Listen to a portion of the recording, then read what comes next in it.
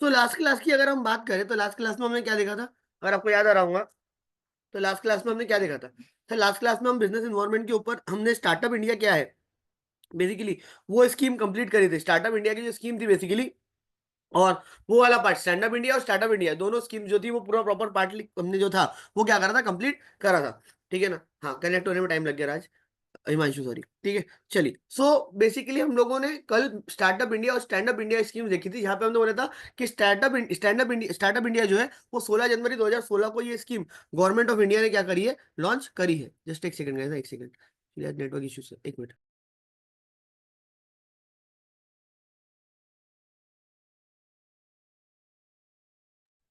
हाँ, एक second, just मैं स्क्रीन शेयर कर रहा हूँ।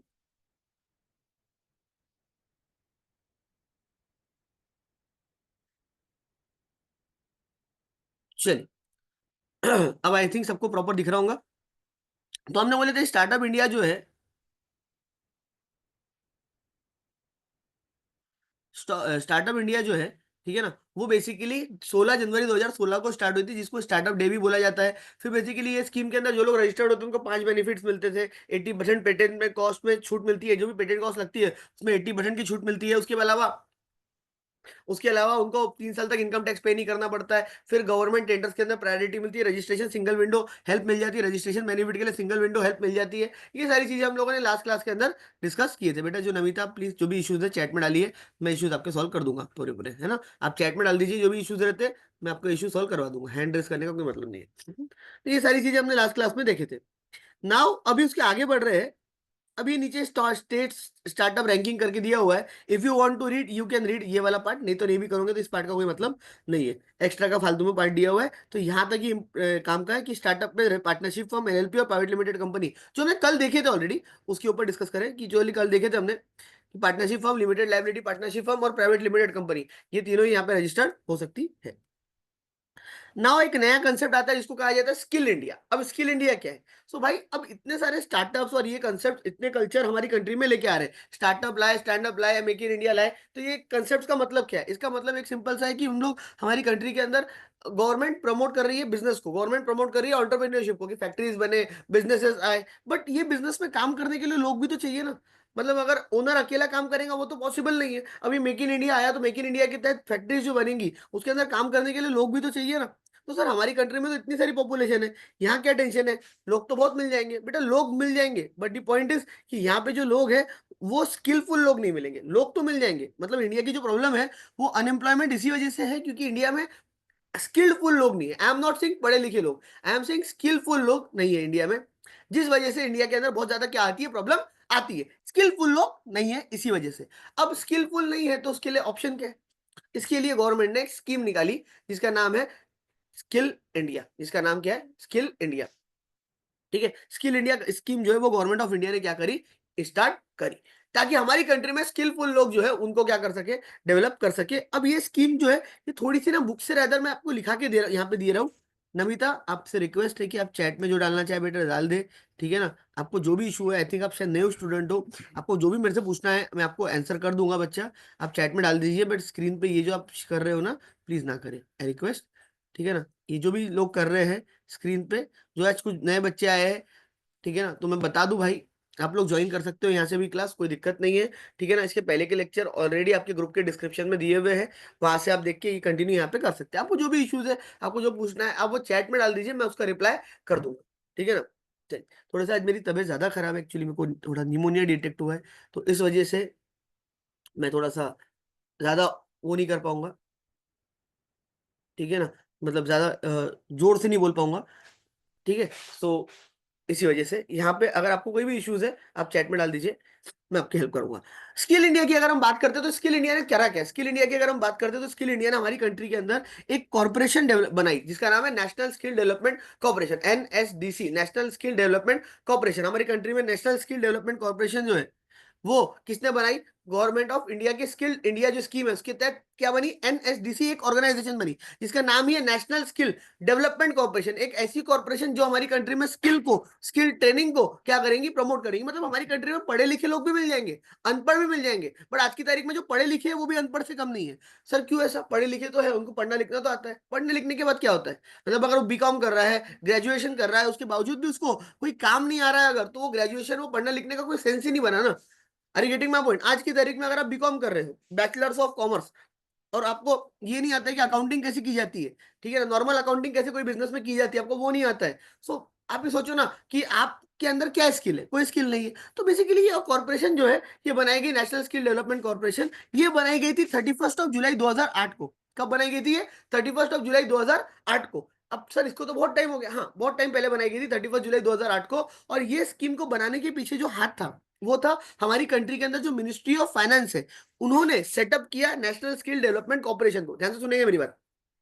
एनएसडीसी जो है उसको सेटअप किया गया by national skill development corporation. NSDC जो है इसको सेटअप किसने किया? इसको सेटअप करा मिनिस्ट्री ऑफ फाइनेंस ने। जो मिनिस्ट्री ऑफ फाइनेंस है उन्होंने इसको क्या करा? सेटअप करा। अब सर ये ना, इसका मतलब सर मिनिस्ट्री ऑफ फाइनेंस जो है वो इसको ओन करती है? नहीं। एनएसडीसी बेसिकली पीपीपी मॉडल पे वर्क करती है। क्या बोला मैंने? रिपीट करूंगा।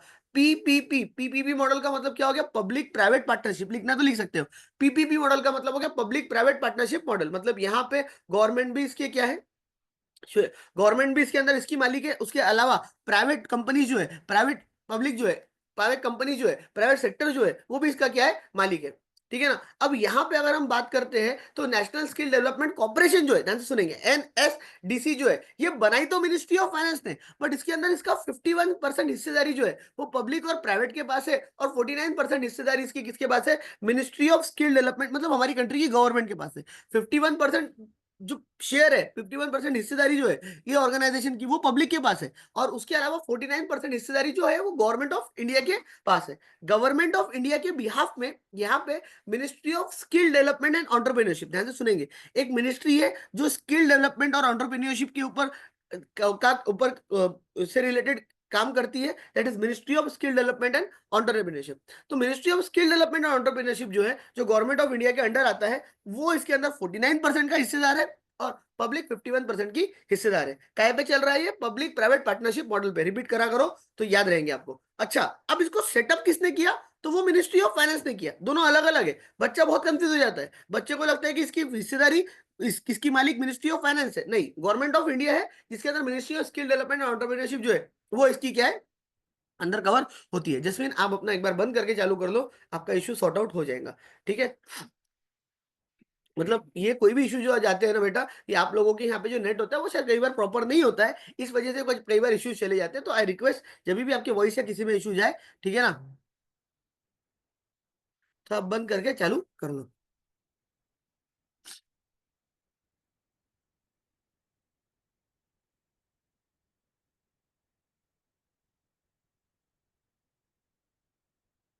अभी क्लियर है सब कुछ? बाकी लोगों को क्लियर है ना? अब तुम्हारे मन में एक चीज आती होंगी, अब तुम्हारे मन में एक चीज आएंगी कि सर ये जो क्या नाम है इसका, ये जो यहाँ पे मिनिस्टर एनएसडीसी है, नेशनल स्किल डेवलपमेंट कॉर्पोरेशन, यानी ये सर हमारी कंट्री में स्किल ट्रेनिंग प्रोवाइड कर रहा है क्या? यानी हमारी कंट्री में जो स्किल ट्रेनिंग दी जाती है वो स्किल ट्रेनिंग प्रोवाइड करने का काम नेशनल स्किल डेवलपमेंट कॉर्पोरेशन कर रहा है क्या? तो answer is no. Skill development corporation जो है, एनएसडीसी जो है, वो स्किल ट्रेनिंग प्रोवाइड करने का काम नहीं करता है। एनएसडीसी का काम स्किल ट्रेनिंग का नहीं है। नेशनल स्किल डेवलपमेंट कॉर्पोरेशन जो है, एनएसडीसी का काम स्किल ट्रेनिंग का नहीं है। ठीक है ना। ये बेसिकली अपने अंडर में बहुत सारे स्किल ट्रेनिंग सेंटर्स, या उसी को बोला जाता है मॉडल ट्रेनिंग सेंटर। क्या बोला जाता है? स्किल ट्रेनिंग सेंटर, या उसके अंदर आते हैं मॉडल ट्रेनिंग सेंटर। ये बेसिकली एनएसडीसी क्या काम करता है? हर स्टेट में, हर डिस्ट्रिक्ट में, रादर हर डिस्ट्रिक्ट में क्या ओपन करता है? स्किल ट्रेनिंग सेंटर्स या मॉडल ट्रेनिंग सेंटर जिसको हम बोलते हैं, वो ये क्या करता है? ओपन करता है। एनएसडीसी खुद स्किल ट्रेनिंग नहीं दे रहा है, अपने अंडर में बहुत सारे skill training centre, model training centres क्या कर रहा है? हर डिस्ट्रिक्ट में हमारे इंडिया के ओपन कर रहा है। और वो जो model training centre, skill training centre है, जिसको प्रधानमंत्री कौशल केंद्र भी बोला जाता है, PMK, you want to write that also, आप वो भी नाम लिख सकते हैं। स्किल ट्रेनिंग सेंटर बोलते हैं उसको, मॉडल ट्रेनिंग सेंटर बोलते हैं, प्रधानमंत्री कौशल केंद्र बोलते हैं, पीएम के, ठीक है ना, ये बोलते हैं। तो बेसिकली ये जो है, इसके अंदर ये हर एवरी डिस्ट्रिक्ट के अंदर बेसिकली क्या होता है, ओपन किया जाता है। हर डिस्ट्रिक्ट के अंदर ये बेसिकली ओपन करती है एनएसडीसी।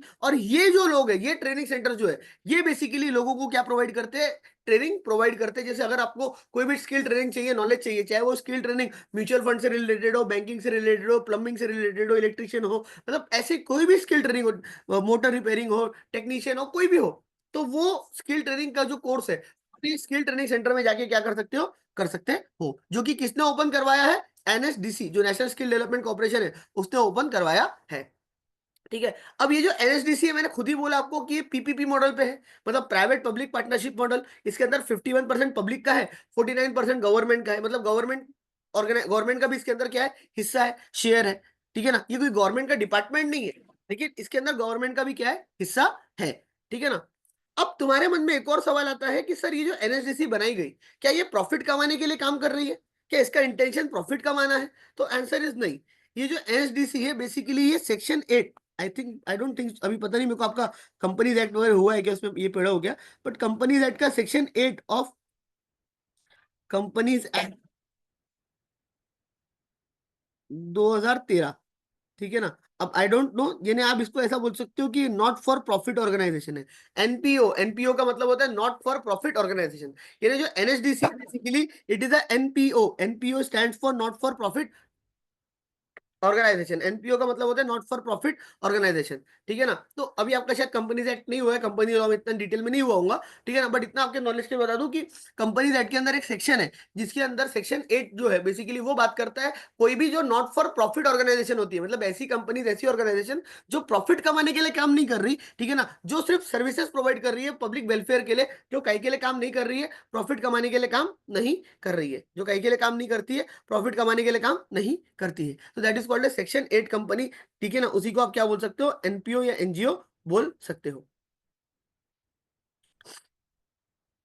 उसी को आप एनपीओ या एनजीओ क्या कर सकते हो, बोल सकते हो। ठीक है। चलिए, क्लियर। हाँ, चैरिटेबल बोल सकते हो, तो एक ही बात होगी, चैरिटी एज इन एनपीओ। अब ये इसीलिए मैंने अलग से लिखा के दिया क्योंकि यहाँ से पैराग्राफ में पढ़ने में आप लोगों को थोड़ी दिक्कत जाती।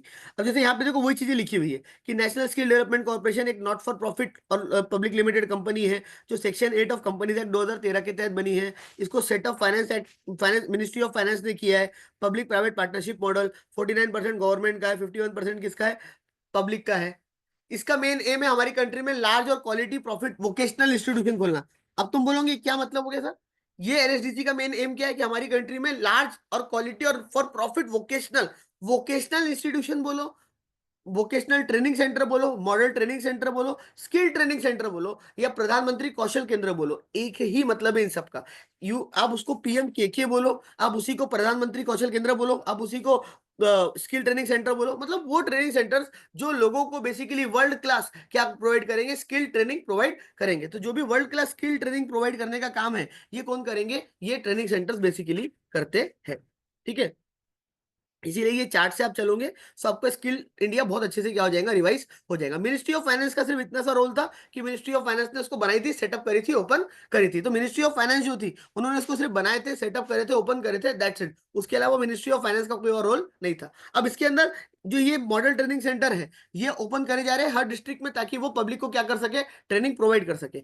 अब ध्यान से सुनेंगे यहाँ पे ये बात कि जो मॉडल ट्रेनिंग सेंटर होते हैं, ये जो प्रधानमंत्री कौशल केंद्र है, मॉडल ट्रेनिंग सेंटर जो है, सर ये कौन ओपन करता है, ये कोई भी बंदा ओपन कर सकता है, इसमें गवर्नमेंट का कोई रोल नहीं है। यानी आप चाहो तो आप भी ये ओपन करवा सकते हो, मैं चाहूँ तो मैं भी ये ओपन कर सकता हूँ, और यहाँ पे ये ओपन करके यहाँ पे क्या प्रोवाइड कर सकता हूँ, ट्रेनिंग प्रोवाइड कर सकता हूँ। ये भी ओपन करके मैं यहाँ पे ट्रेनिंग क्या कर सकता हूँ, प्रोवाइड कर सकता हूँ। ठीक है ना। तो ये जो मॉडल ट्रेनिंग सेंटर से बेसिकली,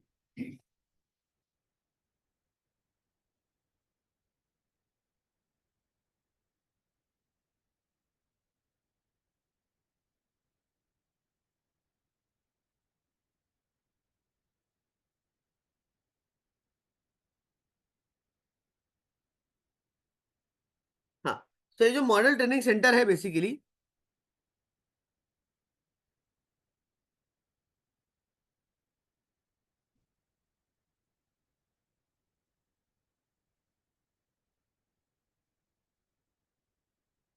हम नहीं मान रहे तो क्या करेंगे। तो अब ये कौन ओपन कर सकता है? तो बेसिकली ये कोई भी ओपन कर सकता है। अब आप, मैं, कोई भी, ठीक है ना? अब लेकिन यहाँ पे मुद्दा क्या है कि गवर्नमेंट क्या, एनएसडीसी क्या चाह रही है कि ये जो वोकेशनल इंस्टीट्यूशन ओपन होंगे, ये फॉर प्रॉफिट वाले, ये वोकेशनल इंस्टीट्यूशन जो है, ये ओपन जो होंगे, ये प्रॉफिट वाले वोकेशनल ट्रेनिंग इंस्टीट्यूट जो है, वो क्या हो, ओपन हो। तो प्रॉफिट कमाने का इंटेंशन यहाँ पे बेसिकली क्या है? एनएसडीसी जो बना उसका प्रॉफिट कमाने का इंटेंशन नहीं है। एनएसडीसी प्रॉफिट नहीं कमाएगा, लेकिन एनएसडीसी जो ट्रेनिंग सेंटर्स ओपन करेगा, वो ट्रेनिंग सेंटर्स प्रॉफिटेबल रहेंगे। वो ट्रेनिंग सेंटर्स क्या रहेंगे? प्रॉफिटेबल रहेंगे। वो ट्रेनिंग सेंटर्स क्या रहेंगे? प्रॉफिटेबल रहेंगे। तो सर वो ट्रेनिंग सेंटर प्रॉफिटेबल रहेंगे तो वो लोग फीस वगैरह चार्ज करेंगे क्या? हाँ, पैसे वगैरह आपसे लिए जाते हैं, बट कम लिए जाते हैं काफी, लेकिन फीस आपसे ली जाती है। जैसे आप चाहो तो बैंक में भी ये जॉब कर सकते हो, ये ट्रेनिंग करके। मतलब बैंक जनरली क्या करते हैं, ये ट्रेनिंग प्रोवाइड करते हैं और खुद आपको जॉब भी अपने बैंक में देते हैं। यानी पहले आपको क्या, बैंक जो है वो बैंक अपना स्किल ट्रेनिंग सेंटर खुद का खुद ओपन करते हैं। HDFC bank, axis bank, ICICI bank, ठीक है ना? ये जो बैंक है, एसबीआई, ये लोग अपने ट्रेनिंग सेंटर्स ओपन करते हैं और वो ट्रेनिंग सेंटर्स में स्टूडेंट्स को, पब्लिक को ट्रेनिंग देते, और वो ट्रेनिंग देने के बाद उनको अपने यहाँ पे क्या कर देते, जॉब भी गारंटीड कर देते, ठीक है ना? हाँ, बट उनको पैसे स्टार्टिंग में भरने पड़ते हैं। अब ये जो मॉडल ट्रेनिंग सेंटर है, गवर्नमेंट ने इसीलिए बोली कि प्रॉफिटेबल चाहिए, क्योंकि यहाँ पे अगर ये प्रॉफिटेबल नहीं रहेंगे तो कोई भी प्राइवेट इंडिविजुअल इसको ओपन नहीं करेगा। मतलब गवर्नमेंट चाहती है कि हमारी कंट्री के अंदर जो प्राइवेट इंडिविजुअल्स है, प्राइवेट पब्लिक है, वो ये ट्रेनिंग सेंटर जो है ये क्या करे, ओपन करे, ठीक है ना? अगर वो लोग ओपन करेंगे तो उनका इंटेंशन तो एक ही रहेगा प्राइवेट वालों का, कि प्रॉफिट होना चाहिए, तब वो ये ओपन करेंगे, तब तो उनका कोई फायदा होगा, अदरवाइज वो क्यों ओपन करेंगे? अब यहाँ पे एनएसडीसी जो है, वो ये ट्रेनिंग सेंटर्स ओपन करने के लिए पैसों की और काम सिखाने की भी मदद करती है। जैसे फॉर एग्जांपल, आप चाहते हो कि मैं ये ट्रेनिंग सेंटर ओपन करूं, तो अगर आप चाहते हो कि आप ये ट्रेनिंग सेंटर ओपन करें, तो ये ट्रेनिंग सेंटर ओपन करने के लिए आपको खर्चा लगेगा, कैपिटल एक्सपेंडिचर। कैपिटल एक्सपेंडिचर का मतलब क्या होता है कि भैया आपको ट्रेनिंग के लिए इंफ्रास्ट्रक्चर लगेगा, मशीन, प्लांट, मशीनरी, इक्विपमेंट लगेंगे। यानी आप इमेजिन करो, एक कोचिंग क्लास अगर आप ओपन कर रहे हो, तो कोचिंग क्लास ओपन करने के लिए आपको बहुत सारे इक्विपमेंट, मशीनरी वगैरह, प्लांट लगता है।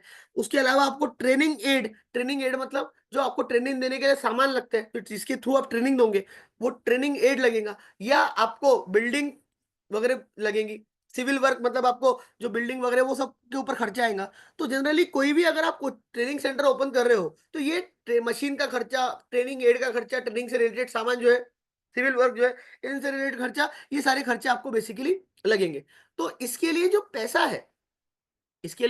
पैसा है, वो लोन के तौर पे हम चाहे तो एनएसडीसी से ले सकते हैं। यानी एनएसडीसी जो है, वो प्रोवाइड करता है कंसेशनल सिक्योर्ड लोन पर सेंटर। मतलब हर सेंटर को वो बोलता है कि भैया देख, तू एक काम कर, तेरा प्रोजेक्ट इन्वेस्टमेंट कितना है, यानी प्रोजेक्ट कॉस्ट जिसको हम बोलते हैं, प्रोजेक्ट इन्वेस्टमेंट, प्रोजेक्ट कॉस्ट, कि ये ट्रेनिंग सेंटर खोलने के लिए तेरे को कितना पैसा लगेगा, ये ट्रेनिंग सेंटर खोलने के लिए तेरे को कितना पैसा लगेगा। तो वो प्रोजेक्ट इन्वेस्टमेंट या प्रोजेक्ट कॉस्ट जो है, वो निकाल ले, और उसका 75% निकाल के तू क्या कर, उसका 70 प्रोजेक्ट इन्वेस्टमेंट, प्रोजेक्ट कॉस्ट निकाल ले, उसका 75% जो है, ठीक है ना, उतना हम तेरे को सिक्योर्ड कंसेशनल लोन प्रोवाइड करेंगे। कंसेशनल मतलब कम इंटरेस्ट रेट में, और वो लोन सिक्योर्ड मतलब तेरी जो चीजें वो गिरवी रहेंगी हमारे पास, मॉर्गेज रहेगी, गिरवी रहेंगी, जो चीजें, जैसे मशीन खरीदा तो मशीन एनएचडीसी के पास गिरवी हो जाएगी ऑटोमेटिकली। सो 75% का आपको यहाँ पे प्रोजेक्ट इन्वेस्टमेंट का क्या मिलता है, लोन मिल जाता है थ्रू एनएसडीसी। तो आप एनएसडीसी से यहाँ पे लोन ले लो, और बाकी 25% बट ऑब्वियस बात है, आपको जेब से लगाना पड़ेगा, और उसके बाद आप कर सकते हो। एलिजिबिलिटी अलग अलग होती है, ठीक है ना? एलिजिबिलिटी थोड़ी मतलब डिफरेंट होती है। जैसे वहां पे वो ट्रेनिंग जो आप दे रहे हो, वो आपको भी आनी चाहिए, आप कोई पढ़े लिखे बंदे होने चाहिए, तब तो कहीं आप ट्रेनिंग सेंटर ओपन करोगे ना, या आप बड़ी कंपनी कोई होनी चाहिए, तब तो आप ट्रेनिंग सेंटर ओपन करोगे, या पढ़े लिखे एटलीस्ट होने चाहिए, कि आप ट्रेनिंग सेंटर चलाने के लिए लायक भी हो। अब कोई 20 साल का बच्चा जाके बोलेगा, उम्र की बात नहीं आती, कोई नॉर्मल आदमी जाके बोलेगा कि भैया मेरे को ट्रेनिंग सेंटर खोलना है, मेरे को खुद को वो चीज नहीं आती, तो तुम्हारे को थोड़ी ना परमिशन देंगी। तो वो तो नॉर्मल एलिजिबिलिटीज अलग होती है, बट जनरली जो भी हेल्प आपको लगेगी वो यहाँ पे दी जाएगी। हाँ, ट्रेनिंग सेंटर वाले बैंक के पास क्यों जाएंगे? ट्रेनिंग सेंटर वालों को जब 75% का लोन कौन दे रहा है, एनएचडीसी दे रहा है, तो बात वहीं खत्म होगी। तो NHDC will give loan of 75%।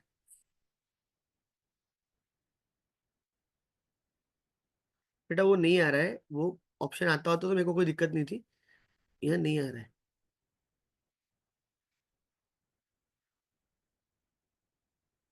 Clear? अच्छा, मोर ये है क्या?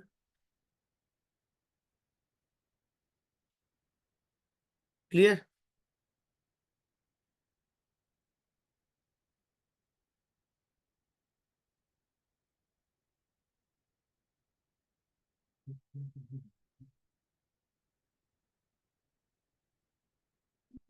एक मिनट।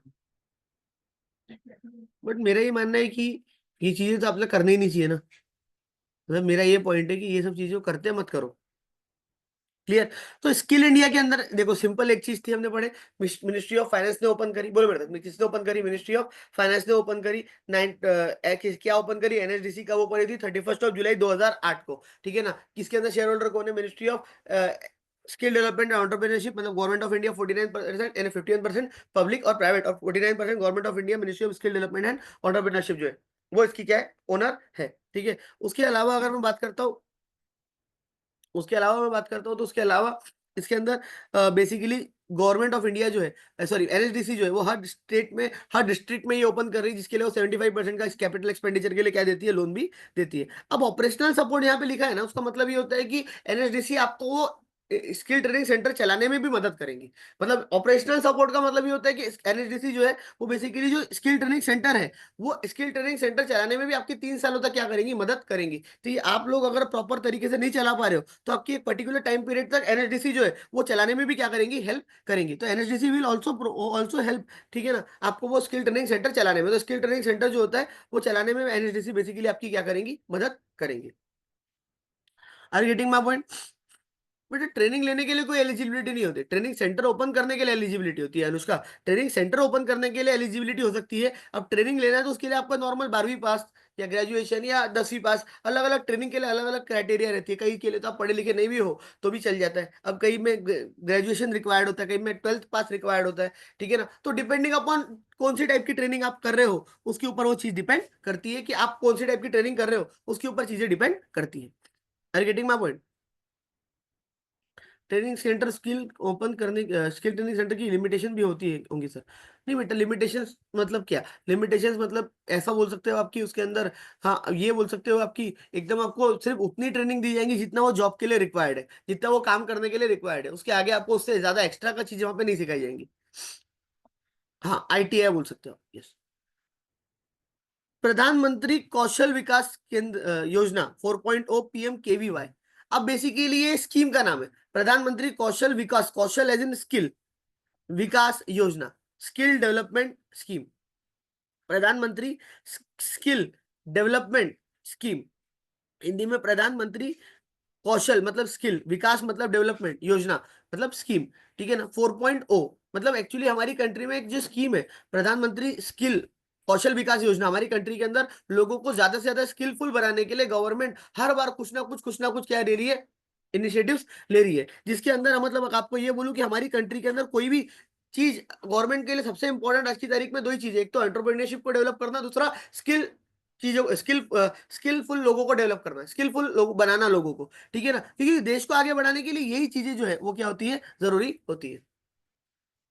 तो विकास योजना जो है ये कोई ये मतलब ये कोई स्कीम का नाम है बेटा। योजना मतलब स्कीम होता है, सेंटर नहीं होता है। इसके अंडर जो है वो सेंटर्स ओपन होते हैं, इसके अंदर सेंटर्स ओपन होते हैं स्किल के। ये स्कीम है, स्कीम के अंदर क्राइटेरिया लिखी रहती है कि हम ये चीजें करेंगे, और वो ये चीजें करके हम हमारी कंट्री के अंदर स्कीम क्या करेंगे, बताएंगे कि यही चीजें करने से आपकी हमारी कंट्री के अंदर स्किल डेवलपमेंट होगा। ठीक है ना। तो अब बेसिकली हमारी गवर्नमेंट बोलती है कि ये नॉन फैक्ट है कि स्किलिंग प्लेस अ क्रूशियल और इंपॉर्टेंट रोल। कोई भी कंट्री के अंदर जो जॉब मार्केट है बेसिकली वो कब हो पाता है, जब हमारी कोई भी कंट्री के अंदर स्किलफुल लोग मिलते हैं। मतलब चाइना और इंडिया में आज जो फर्क है वो सिर्फ इतना है कि हमारी कंट्री के अंदर स्किलफुल लोग कम है, वहां पे स्किलफुल लोग ज्यादा है। ये एक्चुअल फैक्ट है, हार्श है बट फैक्ट है ये। तो इंडिया के अंदर भी यंग पॉपुलेशन बहुत ज्यादा है। मतलब हमारी कंट्री की नेशन की एवरेज एज 28 ईयर है। एवरेज एज मतलब हमारी कंट्री में ज्यादातर 28-30 साल के लोग हैं आज की तारीख में। सो अब ये 28-30 साल के लोग हमारी कंट्री के लिए फायदा बने, इसीलिए हमारी कंट्री के अंदर क्या बोलते हैं, स्किलफुल योजना जो है, ठीक है ना, ये चलाई जा रही है। तो बेसिकली सबसे पहला काम ये स्कीम के अंदर गवर्नमेंट ने क्या करी कि 2014 में इटसेल्फ, मतलब इसको यहां से मैं पढ़ाता हूँ चार्ट से, यहां से समझेगा नहीं आपको। ये जो स्कीम है, ये स्कीम बेसिकली अभी आपको दिख रही है कि अभी आई है, बट ये अभी नहीं आई, ये 2014 से ये स्कीम आई हुई है। बार बार इसके न्यू वर्जन क्या करे जा रहे हैं, लॉन्च करे जा रहे हैं। ठीक है ना। तो बेसिकली 2014 में ministry of skill development establish हुई है। मैं स्किल डेवलपमेंट के लिए अलग से एक मिनिस्ट्री स्टैब्लिश करी गई एक डिपार्टमेंट, मिनिस्ट्री मतलब एक डिपार्टमेंट जो सिर्फ और सिर्फ स्किल डेवलपमेंट से रिलेटेड, एंटरप्रेन्योरशिप से रिलेटेड काम काज करेंगे, उनको डेवलप करने के लिए काम करेंगे। तो ऐसी जैसे रेलवे का मिनिस्ट्री कैसी होती है जो रेलवे डिपार्टमेंट को, रेलवे को डेवलप करता है, वैसी स्किल डेवलपमेंट मिनिस्ट्री अलग से 2014 में आई इंडिया के अंदर। उसके बाद फिर प्रधानमंत्री कौशल विकास योजना 1.0 आया, जिसके तहत 20 लाख कैंडिडेट्स को ट्रेन करा गया। कितने? 20 लाख लोगों को 2015 में ट्रेन करा गया। 2016 में 1 करोड़ लोगों को ट्रेन करा गया, ठीक है ना। पीएम केवीवाई 2.0। फिर 2020 में 7 लाख, क्योंकि उस समय कोरोना चल रहा था, तो 2020 के अंदर 7.5 लाख लोगों को ट्रेन करा गया। और इवन 2021 में कोरोना वॉरियर्स के लिए क्रैश कोर्स चलाए गए कि कोरोना वॉरियर्स कैसे बन सकते हैं, वो जो हॉस्पिटल्स में काम करने के लिए, कोरोना से रिलेटेड चीजों पे, इमरजेंसीज के लिए काम करने के लिए, वो प्रोग्राम के लिए क्रैश कोर्स चलाए गए कि आप कोरोना वॉरियर्स बन जाओ, जिससे आप 1.5 लाख लोगों, 1 लाख 1.2 लाख लोग जो है उनको ट्रेनिंग दी गई। और उसके अलावा स्किल हब ओपन करा गया, जिसके तहत 2 लाख लोगों को ट्रेनिंग हुई। ऐसे करके ये 4-5 ये इतने सालों में, 10 सालों में मल्टीपल चीजें हुई। मतलब पहले 20 लाख लोग डेवलप को ट्रेनिंग दी गई, फिर 1 करोड़ लोगों को ट्रेनिंग दी गई, फिर ये धीरे धीरे धीरे करके आया। हाँ, वही है रत्नाकर। तो बेसिकली सबसे बड़ा इनिशिएटिव जो इसके अंदर से पूछ सकते क्वेश्चन, वो ये पूछ सकते हैं कि मिनिस्ट्री ऑफ स्किल डेवलपमेंट कब स्टैब्लिश हुआ, तो 2014 में स्टैब्लिश हुआ, ठीक है ना। अब ऑनेस्टली बोलूं ना, तो इसके अंदर से क्वेश्चन नहीं पूछ सकता, बनता ही नहीं ना। क्या पूछेगा कि बताओ कितने नंबर ऑफ कैंडिडेट बने थे, ऐसा क्वेश्चन नहीं आता पेपर में, ठीक है ना। हाँ, ये पूछ सकता है कि मिनिस्ट्री ऑफ स्किल डेवलपमेंट जो है वो कब स्टैब्लिश हुआ, 2014 में। तो ये कौन सी स्कीम का इनिशिएटिव था, यानी कौन सी स्कीम आई जिसके बाद ministry of skill development establish हुआ, तो प्रधानमंत्री कौशल विकास योजना के तहत 2014 में स्किल डेवलपमेंट मिनिस्ट्री अलग से क्या हुई, स्टैब्लिश हुई। Entrepreneurship scenario clear. तो अब इसमें से ये वाला पार्ट ज्यादा पढ़ने की जरूरत आपको स्कीम के अंदर का नहीं है, ठीक है ना। इसके अंदर सिर्फ डायरेक्टली ये अगर याद रखना है तो रख सकते हो, इफ यू वांट कि थोड़ा सा हमको पेपर में आए, तो ये आ सकता है कि टाइप्स ऑफ ट्रेनिंग, कौन से टाइप की जो ट्रेनिंग है वो ये प्रोग्राम के अंदर दी जाती है। तो टाइप्स ऑफ ट्रेनिंग, कौन से टाइप की ट्रेनिंग जो है वो ये प्रोग्राम के अंदर दी जाती है। पहली 3 टाइप्स की ट्रेनिंग बेसिकली ये प्रोग्राम में ऑफर होती है। पहली short term training. Short term training मतलब अब ये ऐसी ट्रेनिंग है जो हमारी कंट्री में ऑलरेडी पढ़े लिखे लोग हैं, जिनके पास ऑलरेडी डिग्री वगैरह है, ठीक है ना। तो उनको, या डिग्री नहीं भी है, तो उनके उनके उनके लिए 300 से लेके 600 घंटों की ट्रेनिंग का एक शॉर्ट टर्म कोर्स होता है। ये कोर्स है कि एक तरीका है कि आप शॉर्ट टर्म ट्रेनिंग ले लो जो 300 से लेके 600 घंटे का होता है, जहां पे आपको इंडस्ट्री की जो डिमांड है उसके हिसाब से आपको ट्रेनिंग दी जाती है। जैसे बैंक वाले करते हैं कि बैंक में उनको जिस तरीके के लोगों की जरूरत है, वो उनको जो जो चीजें आनी चाहिए वो सारी चीजें यहाँ पे आपको सिखाएंगे। तो 300 से लेके 600 घंटों का ये ट्रेनिंग का आपका काम होता है पहले वाली केस में। दूसरा, रिकॉग्निशन ऑफ प्रायर लर्निंग। आप ऑलरेडी कोई पढ़ लिख के आए हो कोई चीज, उसी से रिलेटेड आपको क्या करी जाती है, ट्रेनिंग दी जाती है, ठीक है ना। और उसको आपको उसके ऊपर एक सर्टिफिकेट भी दिया जाता है। कैंडिडेट विद प्रायर लर्निंग और experience skill will be certified with due assessment. मतलब आपको पहले से कोई चीज आती है तो उसके लिए आपसे टेस्ट ली जाएंगी, आपका असेसमेंट, मतलब आपको चेक करा जाएगा, और उसके ऊपर आपको एक सर्टिफिकेट भी दिया जाएगा, यानी आपको रिकॉग्नाइज करा जा रहा है जो चीज आपको ऑलरेडी आती है। तो रिकॉग्निशन ऑफ प्रायर लर्निंग मतलब यहाँ पे ट्रेनिंग कम दी जाएगी और आपका टेस्ट लेके आपको चेक करा जाएगा, और उसके बाद आपको एक सर्टिफिकेट भी दिया जाएगा जिसके अंदर बेसिकली थप्पा लगा हुआ होगा कि आपको ये प्रॉपरली, ये स्किल आपके अंदर है, आपको ये चीज आती है। तो ऑलरेडी आपने कोई चीज सीख रखी होगी पहले से, ठीक है ना। अब उसके आपको लग रहा है कि मेरे को दोबारा सीखने की जरूरत नहीं है, बट कहीं भी मैं जाता हूँ तो हर बंदा मेरे को पूछता है कि सर्टिफिकेट नहीं है तुम्हारे पास। सर्टिफिकेट है तो प्रूफ हो जाता है कि भैया हमने ये ट्रेनिंग ली है, हमको ये आती है। तो यहाँ पे वो आपको रिकॉग्नाइज कर देंगे आपकी प्रायर लर्निंग के लिए, जो आपको ऑलरेडी चीजें आती है। आपको उसके लिए अलग से कोर्स करने की जरूरत नहीं है, आपको सर्टिफिकेट दे दिया जाएगा। बट ऑब्वियस सी बात है कि पहले वो आपकी क्या लेंगे, टेस्ट लेंगे। कुछ स्पेशल प्रोजेक्ट चलाए जाते हैं डिपेंडिंग अपॉन पीपल्स। जैसे कोई बहुत ही गरीब लोग हैं, नीचे के लोग हैं, बहुत ही ऐसे लोग हैं जिन्होंने बिल्कुल पढ़ा लिखा नहीं है, तो उनके लिए special projects, special courses depending upon scenario, situations, वो कोर्सेज बनाए जाते हैं। तो इस स्पेशल प्रोजेक्ट्स में ऐसा कोई डिफाइंड प्रोजेक्ट नहीं है, वो depending upon situation, depending upon person, public, वो प्रोजेक्ट क्या करे जाते हैं, बनाए जाते हैं। तो बेसिकली 3 टाइप की चीजें होती है। एक होता है शॉर्ट टर्म ट्रेनिंग, एसटीटी, जो 300 से 600 घंटे की होती है। रिकॉग्निशन ऑफ प्रायर लर्निंग, जहां पे आपको क्या करा जाता है, रिकॉग्नाइज करा जाता है आपको जो काम ऑलरेडी आता है, उसके लिए आपको सर्टिफिकेट दिया जाता है। और स्पेशल प्रोजेक्ट्स मतलब डिपेंडिंग अपॉन पीपल, वो प्रोजेक्ट्स क्या करे जाते हैं, चलाए जाते हैं। नेक्स्ट आता है नेशनल स्किल ट्रेनिंग। अब ये क्या होता है, इंटरनेशनल स्किल ट्रेनिंग भी इसमें अंदर एक ज्ञान दिया हुआ है, कुछ है नहीं इसके अंदर। क्या, कोई भी कंट्री की एबिलिटी और पोटेंशियल वाले, कोई भी कंट्री कितनी स्ट्रांग है, आज की तारीख में हम बार बार बोलते रहते हैं कि इंडिया वर्ल्ड पावर बनने वाला है, इंडिया को वर्ल्ड लेवल पे जाना है, इंडिया वर्ल्ड पावर बनने वाला है। क्यों बोलते हैं ये सारी चीजें? तो इसका रीजन बोलने का ये रहता है ना, क्योंकि इंडिया के अंदर यंग यूथ, यंग पॉपुलेशन बहुत ज्यादा है। ठीक है ना। इसके अंदर इंडिया के अंदर यूथ पॉपुलेशन बहुत ज्यादा है, तभी तो हम बोल रहे हैं ना, नहीं तो हमको क्या है, दूसरी कंट्री के लिए क्यों नहीं ये बोला जाता कि वो वर्ल्ड पावर बन सकती है एंड ऑल। यहाँ क्यों बोला जा सकता है, क्योंकि इंडिया के अंदर यंग पॉपुलेशन बहुत ज्यादा है। तो वही बोल रहे हैं कि भैया अगर आपकी अपनी कंट्री की जो यूथ पॉपुलेशन है वो हार्नेस रहे, मोटिवेटेड रहे, स्किलफुल रहे, तो बट ऑब्वियसली बात है हम वर्ल्ड के अंदर बहुत टॉप लेवल पे जा सकते हैं। मतलब India is growing economy because India की पॉपुलेशन में यंग पॉपुलेशन बहुत ज्यादा है। अगर इसको हार्नेस और मोटिवेट और स्किलफुल और स्ट्रीमलाइन किया जाए तो उसकी वजह से ऑटोमेटिकली देश क्या होगा, डेवलप होगा। क्लियर। बताओ यहां तक किसी को इशू है? एक बार आगे बढ़ते हैं इसके बाद, बट यहां तक किसी को इशू है? ये स्कीम से, अब ये स्कीम में थोड़ा सा ऐसा होता है कि मतलब एक टाइम का ऐसा लगता है कि यार ये आएगा क्या, आएगा। अभी ऐसे इसके अंदर से क्वेश्चन नहीं बन सकता। ये जो इंटरनेशनल स्कीम है इसके अंदर से क्वेश्चन नहीं बन सकता। क्वेश्चन बेसिकली जो है वो make in India, stand up India, startup India, skill India, ठीक है ना, इनमें से क्वेश्चन बनेंगे। यहाँ से क्या क्वेश्चन बनेगा बताओ? ज्यादा में ज्यादा ये पूछ लेंगे पीएम के क्या है। ऑनलाइन इतने नहीं है बेटा अभी, बेसिकली नैन्सी, ऑफलाइन ही है ज्यादातर। हाँ हाँ, ये सब एग्जिस्ट करता है आज भी, ये सब एग्जिस्ट करता है आज भी। आपको प्रधानमंत्री कौशल केंद्र वगैरह मिल जाएंगे, आप अपने आपके सिटी में, आपके डिस्ट्रिक्ट में एटलीस्ट आपको मिल जाएंगे। 100% ही एग्जिस्ट करता है। बैंक वाले तो बिल्कुल ही खोल के बैठे हुए हैं। ऐसे बहुत सारी चीजें हैं। बेटा बताया तो एंटरप्रेन्योरशिप सिनेरियो, पियासा विश्वास। क्लियर। अब मेरे को बताओ तुमने अभी तक क्या पढ़े? स्किल डेवलपमेंट के ऊपर बात करें, एंटरप्रेन्योरशिप के ऊपर बात करें, तो national policy on skill development और एंटरप्रेन्योरशिप अब दी हुई है।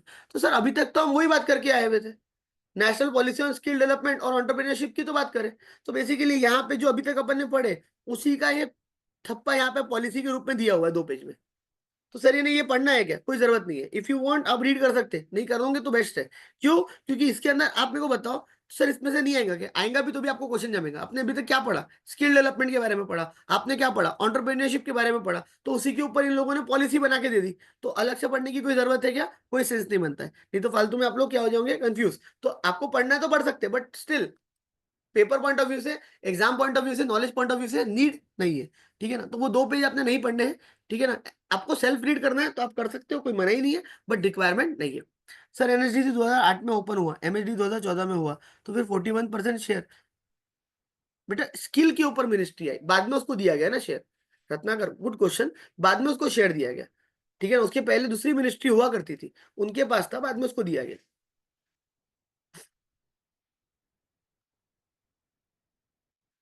क्लियर। अब एक और पॉइंट आता है PDOT, pre departure orientation training. अब तुम बोलोगे ये क्या है, सुनना ध्यान से। Pre departure orientation training, PDOT. ठीक है ना, तो PDOT basically stand for pre departure orientation training.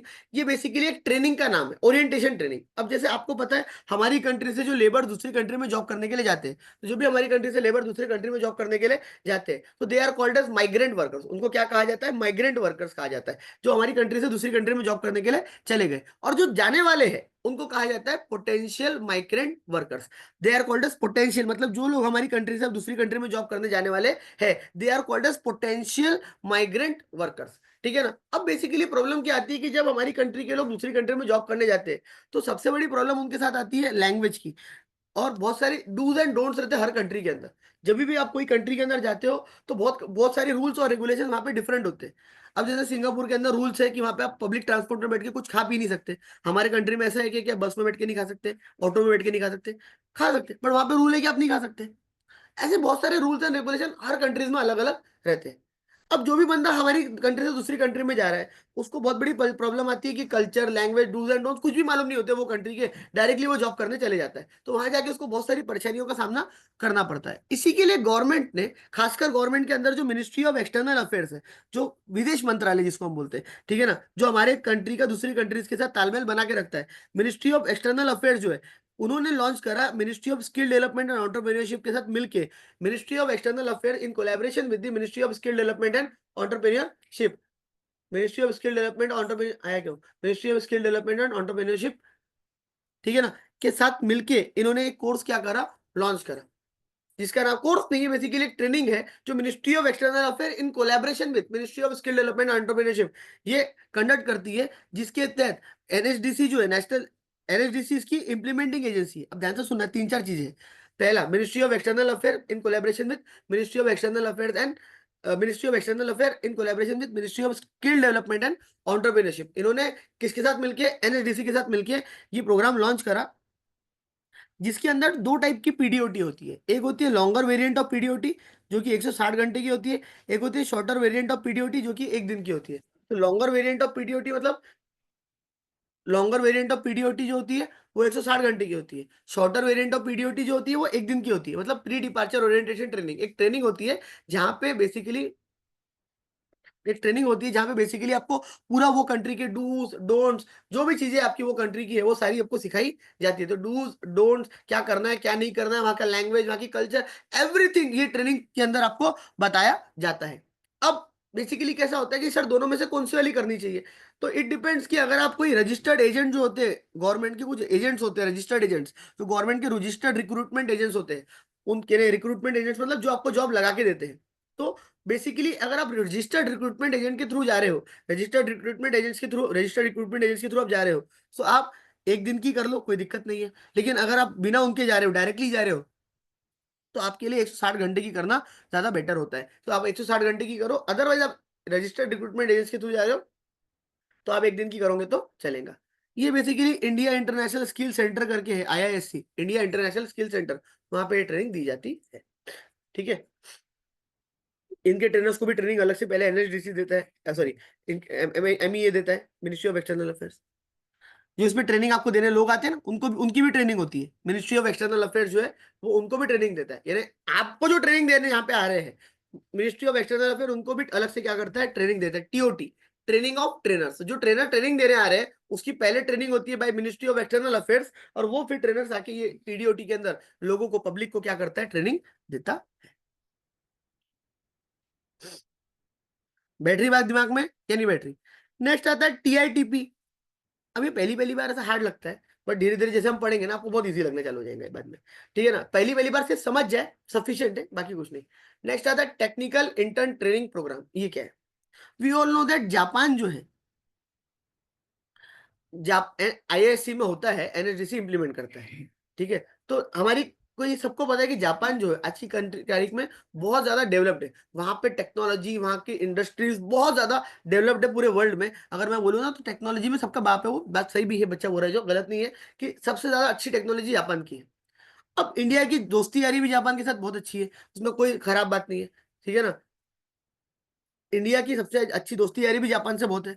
तो इंडियन गवर्नमेंट ने क्या करा, जापान की एक इंडस्ट्रियल सोसाइटी है, ठीक है ना, इंडस्ट्री जापान की एक इंडस्ट्रियल सोसाइटी है, ठीक है ना, जापान की जो इंडस्ट्रियल सोसाइटी है उसके साथ टीआईटीपी एग्रीमेंट किसने साइन करा, हमारे इंडियन कंट्री ने साइन करा। यानी इंडियन गवर्नमेंट ने जापान की इंडस्ट्रियल सोसाइटी जो है, जहाँ पे इंडस्ट्रीज है जापान की पूरी, वो उनके साथ एक प्रोग्राम साइन करा जिसका नाम है टेक्निकल इंटर्न ट्रेनिंग प्रोग्राम। यानी इसके तहत क्या है कि इसका ऑब्जेक्टिव ये है कि हमारी कंट्री का जो भी मोस्ट एलिजिबल बैचलर नहीं, मोस्ट कॉम्पिटेंट यूथ जो है, हमारी कंट्री का जो भी मोस्ट कॉम्पिटेंट यूथ है उसको सिलेक्ट करके ये प्रोग्राम के तहत जापान भेजा जाएगा। यानी हमारी कंट्री का जो भी मोस्ट कॉम्पिटेंट यूथ है उसको सिलेक्ट करके क्या करा जाएगा, जापान भेजा जाएगा। और वो जापान में भेज के उसको क्या करी जाएंगे, उसको ट्रेनिंग दी जाएगी। तो जो भी मोस्ट एलिजिबल यूथ है, कॉम्पिटेंट यूथ है, उसको सिलेक्ट करके बेसिकली कहाँ करा जाएगा, जापान भेजा जाएगा। और जापान भेज के वहां पे वो ये प्रोग्राम 3 से लेके 5 साल तक इंटर्नशिप कर सकता है। मतलब ये इंटर्नशिप प्रोग्राम है, इंटर्नशिप प्रोग्राम है जहाँ पे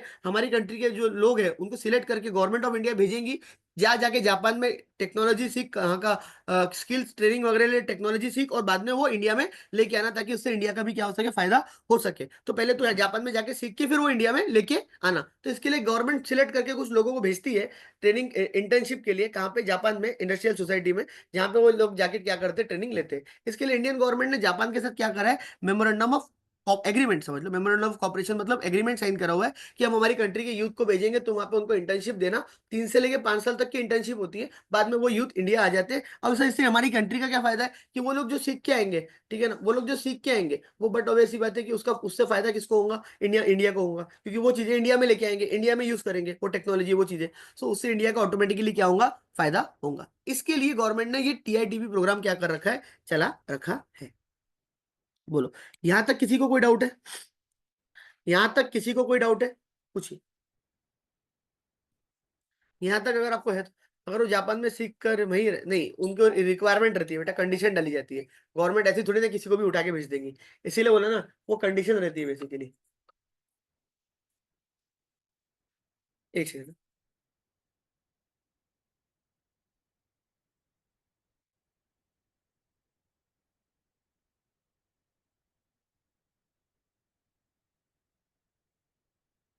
क्लियर? बोलो। पीडीओटी है, ओसी नहीं है। वहां पे आपको ट्रेनिंग बेसिकली ये मिलती है कि जो दूसरी कंट्री में आप लोग जॉब करने के लिए जा रहे हो, वहां पे आप जाने के बाद वहां की कंट्री की लैंग्वेज क्या है, वो लैंग्वेज बोलना सिखाई जाती है आपको। वहां पे क्या करना क्या नहीं करना, वहां का कल्चर क्या है, वहां के लोग कैसे हैं, डिजिटल लिटरेसी, वो सारी चीजें आपको वहां पे सिखाई जाती है। मतलब वो कंट्री में जो आप जा रहे हो, वहां पे पीडीओटी ट्रेनिंग के तहत आपको सिखाया जाता है कि आप वहां पे क्या कर सकते हो, क्या नहीं कर सकते हो, वहां पे क्या नहीं करना, जिससे आपको प्रॉब्लम हो सकती है, वहां की लैंग्वेज क्या है, वो सारी चीजें वहां पे पीडीओटी में ओमिका सिखाई जाती है। अब ये खास इतना इंपॉर्टेंट नहीं है। अब यहाँ पे एक्चुअली क्या है मैं आपको बताता हूँ। Investment in physical infrastructure, we all know that government को भी ये बात समझ में आई है, तभी तो आज की तारीख में आप देख रहे हो कि पूरे कंट्री में हर जगह रोड बन रहे, डैम बन रहे, ब्रिजेस बन रहे। क्यों आज आप देख रहे हो ना, हर जगह power, bridges, dam, road, urban infrastructure, साथ साथ आप ब्रिज और रोड तो इतने देख रहे हो कि हर जगह पूरी कंट्री में बन रहे हैं। क्यों बन रहे हैं? क्या रीजन है?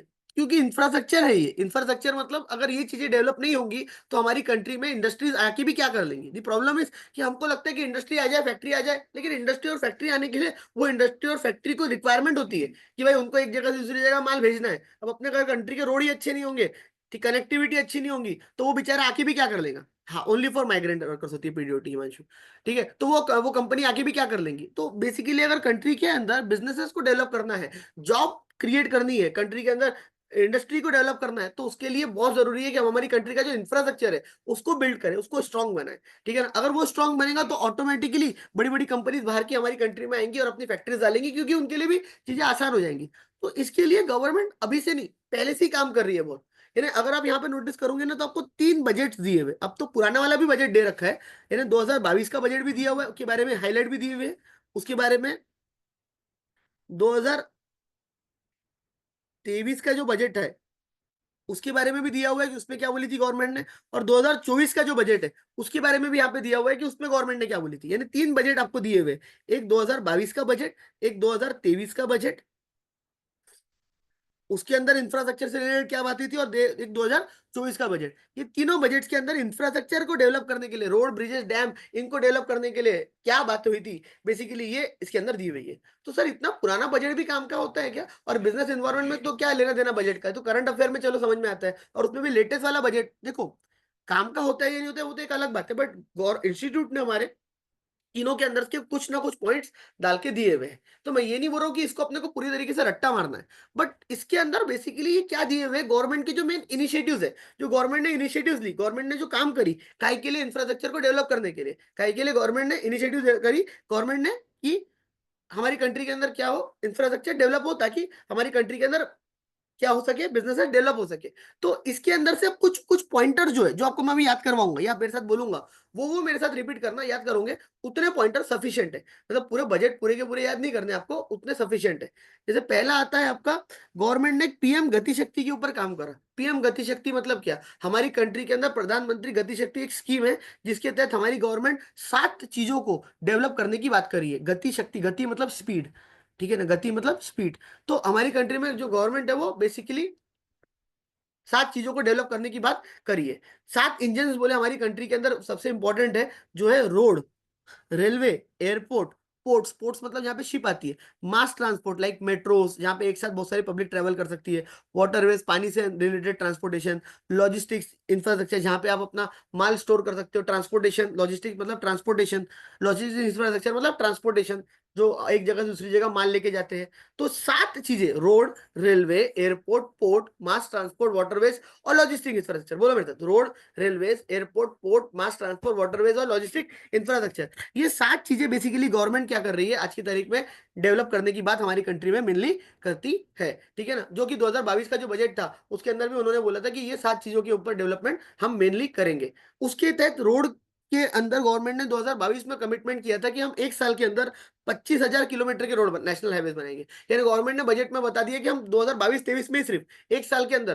कितने किलोमीटर के हाईवेज बनाएंगे, 25,000 kilometre national highways, which is very big number. तो 25,000 किलोमीटर के हाईवे ये बनाने की बात गवर्नमेंट ऑफ इंडिया ने करी। जितना मार्क करा हुआ, जितना बोलूंगा उतना याद रखेंगे। दूसरा रेलवेज, तो रेलवे के अंदर 2,000 किलोमीटर का रेलवे नेटवर्क एक कवच स्कीम करके उसके अंदर आ गया। 2,000 किलोमीटर का रेलवे नेटवर्क कवच स्कीम के अंडर आ गया। उसके अलावा दो 400 नई वंदे भारत ट्रेन हमारी कंट्री में मैन्युफैक्चरिंग हुई अगले 3 सालों में। ये गवर्नमेंट ने कमिटमेंट दी कि जो नई टाइप की ट्रेन आजकल आप देख रहे हो वंदे भारत ट्रेन, तो जो 400 नई वंदे भारत ट्रेन हमारी कंट्री के अंदर मैन्युफैक्चर हो रही है अगले 3 सालों में, 2022 में ये बोला गया। 100 Gati Shakti cargo terminals. Gati Shakti cargo terminals, अब ये कार्गो टर्मिनल्स क्या होते हैं, एक मिनट, मेरे पास शायद तक ना इसका फोटो होगा, ये मैं आपको दिखाता हूँ। ये इसको बोला जाता है कार्गो टर्मिनल्स। यहाँ देखेंगे, ये दिख रहे, this are the cargo terminals, जहाँ पे वो पूरा माल वगैरह क्या करा जाता है, स्टोर करा जाता है। तो this is called as cargo terminals. ठीक है ना, जहाँ पे पूरा माल वगैरह स्टोर करके रख सकते हैं। ठीक है ना, स्क्रीन पे नहीं दिख रहा, आईपैड में तो दिखा रहा है भाई, ये इतने बड़े बड़े दिख नहीं रहे क्या। जहाँ पे आपका माल जो है वो स्टोर होता है, जो माल शिप होता है, ट्रांसपोर्ट होता है ना, वहां पे कंटेनर्स के फॉर्म में माल क्या होता है, स्टोर होता है। That is called as cargo terminal, की जो कंटेनर के अंदर माल पड़ा हुआ है वो कहाँ, जहाँ पे स्टोर करके रखा जाता है, वो प्लेस को कहा जाता है कार्गो टर्मिनल्स। ठीक है, सो बेसिकली नहीं दिख रहा है, एक मिनट, एक मिनट,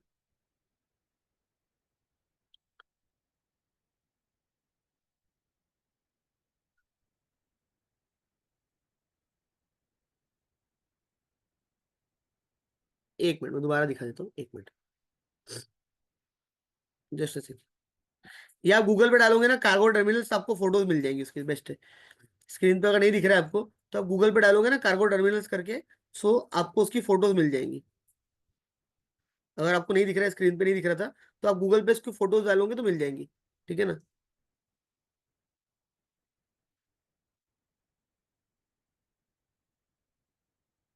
जस्ट एक सेकेंड।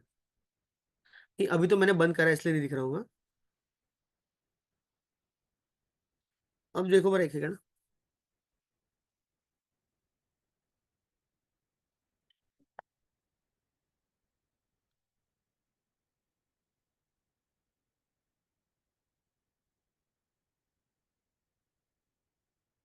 ये स्क्रीन मैं शेयर कर रहा हूँ। अभी देखिए, अभी दिख रहा होगा स्क्रीन पे, ये जो होते हैं, जहाँ पे इस टाइप के कंटेनर्स वगैरह रखे जाते हैं, this is called as cargo terminals. ठीक है, this called as cargo terminals. तो ये कार्गो टर्मिनल्स डेवलप करने की क्या हुई, 100 कार्गो टर्मिनल्स बनाएंगे बोले अगले, 100 कार्गो टर्मिनल बनाएंगे अगले 3 सालों में, ये बात हुई। ठीक है ना, उसके बाद और बात हुई कि हमारा जो इंडिया कंट्री का जो एक बहुत प्यारा जगह है, भगवान की जगह जिसको बोलते हैं, north east region of country, that is Sikkim, Meghalaya, Assam. ठीक है ना, तो ये जो 7 सिस्टर्स है ना, 7 हमारी कंट्री के अंदर जो नॉर्थ ईस्ट एरिया है, आज तक ज्यादातर डेवलपमेंट वहां पे हुआ ही नहीं है। मतलब आप ये समझो वो बहुत अच्छी जगह है, बट प्रॉब्लम ये है कि वहां पे डेवलपमेंट आज तक हुआ ही नहीं है। तो गवर्नमेंट ने उसके लिए भी 2022 के बजट में एक पीएम डिवाइन करके स्कीम लेके आई थी। क्या लेके आई थी, पीएम डिवाइन, जहां पे गवर्नमेंट ने बात करी कि हम वहां पे नॉर्थ ईस्ट रीजन में 1,500 करोड़ रुपए देंगे, वहां के अंदर क्या डेवलप करने के लिए, वहां के लिए वहां पे इंफ्रास्ट्रक्चर को डेवलप करने के लिए 1,500 करोड़ पीएम डिवाइन के तहत देंगे बोले, 1,500 करोड़ रुपीज देंगे बोले पीएम डिवाइन के तहत। तो ये स्कीम का नाम है। जैसे 400 वंदे भारत ट्रेन बनाने की बात हुई इंडिया में, 100 गति शक्ति कार्गो टर्मिनल्स, 25,000 किलोमीटर का रोड, 2,000 किलोमीटर का रेलवे नेटवर्क अंडर कवच। ठीक है ना, ये 2022 के बजट में बात हुई थी। स्क्रीन नहीं आ रही है बेटा, ये स्क्रीन पे तो दिख रहा है, जूम पे तो कनेक्ट है, स्क्रीन नहीं दिख रही है क्या।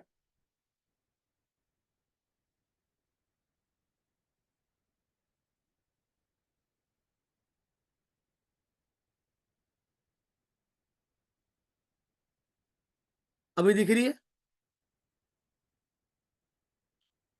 अब सही है। चल, सो उसके अलावा 2023 का बजट आया। अब उसके अंदर गवर्नमेंट ने हमारी कंट्री के अंदर पीएम आवास योजना की बात कर दी कि हम पीएम आवास योजना के लिए 79,000 करोड़ रुपए देंगे। वो इसमें क्वेश्चन आने के चांसेस नहीं है, बट याद पता होना चाहिए। पीएम आवास योजना के अंदर गवर्नमेंट बोली 79,000 करोड़ देंगे बोले। अब तुम बोलोगे ये क्या होता है? आवास मतलब घर।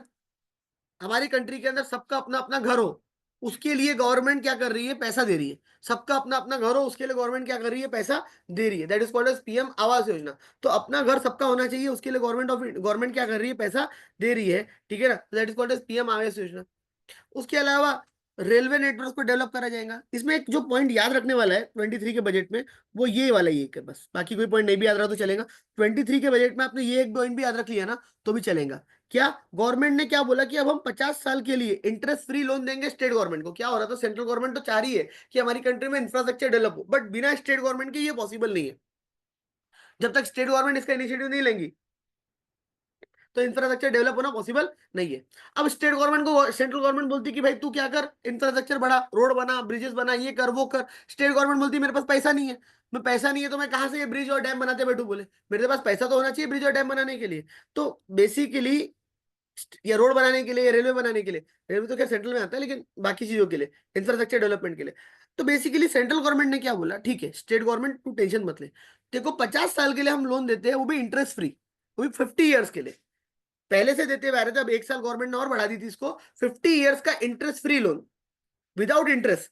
तेरे से कोई इंटरेस्ट नहीं लेंगे, देखो 50 साल के लिए इंटरेस्ट फ्री लोन देंगे, जिसके तहत तू इंफ्रास्ट्रक्चर के ऊपर क्या कर? पैसा खर्चा कर। बट ये ध्यान रखना कि वो पैसा सिर्फ इंफ्रास्ट्रक्चर के ऊपर खर्चा हो सकता है। तो स्टेट गवर्नमेंट को सेंट्रल गवर्नमेंट क्या दे रही है? 50 ईयर्स का लोन। उसकी इस स्कीम को एक साल और बढ़ा दिया गया था।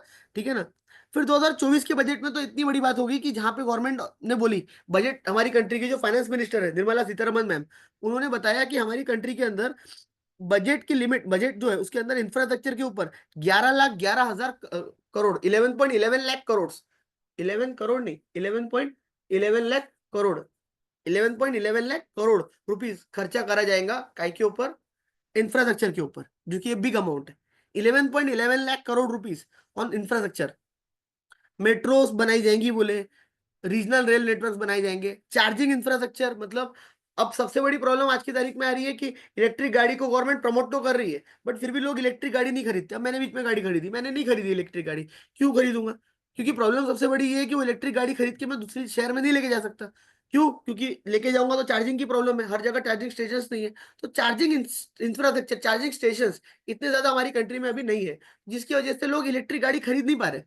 और खरीदना चाह भी रहे तो उनका उनको वो नहीं खरीद पा रहे। तो इसीलिए गवर्नमेंट ने बोला कि चार्जिंग इंफ्रास्ट्रक्चर क्या करा जाएगा? डेवलप करा जाएगा। चार्जिंग इंफ्रास्ट्रक्चर मतलब हर जगह चार्जिंग स्टेशन जो है वो क्या करे जाएंगे? बनाए जाएंगे। अब देखो इस बजट में क्या क्या याद रखना है, चारों में, तीनों में से। सबसे पहले 25,000 किलोमीटर के रोड बनाए गए। PM Gati Shakti 7 engine road, railway, port, airport, mass transport, waterways, logistic infrastructure, इसको डेवलप करने की बारी आई। 400 वंदे भारत ट्रेन 2,000 किलोमीटर का कवच स्कीम के अंडर आया। 400 Vande Bharat train, 100 cargo terminals. State government को 50 साल के लिए इंटरेस्ट फ्री लोन दिया जा रहा है। 11.11 लाख करोड़ इंफ्रास्ट्रक्चर के अंदर खर्चा हुआ। ठीक है ना? रेलवे मेट्रोज वगैरह बनाई जाएंगी, खासकर जो रीजनल रेलवे प्रोजेक्ट है मेट्रो के, वो डेवलप करे जाएंगे। और चार्जिंग इंफ्रास्ट्रक्चर, इस तरीके से इसको ऊपर से याद रखोगे सफिशिएंट है। इसमें से क्वेश्चन ज्यादा में ज्यादा आएगा कि 2022 के बजट में कितने किलोमीटर के रोड बनाने की बात हुई थी? 25,000 किलोमीटर के। कितनी नए वंदे भारत ट्रेन मैन्युफैक्चर करने की बात हुई थी? 400। ठीक है ना? इस टाइप के क्वेश्चन इसमें से एक्सपेक्टेड होते हैं। इसके आगे का कल की क्लास में देखते हैं। ठीक है ना? और कल नया चैप्टर भी चालू हो जाएगा, क्योंकि ज्यादा बचा नहीं है, 10-15 मिनट का बचा है चैप्टर। फिर डायरेक्टली हम नेक्स्ट चैप्टर पे क्या हो जाएंगे? शिफ्ट हो जाएंगे। दैट इज लास्ट चैप्टर इसके बाद वाला।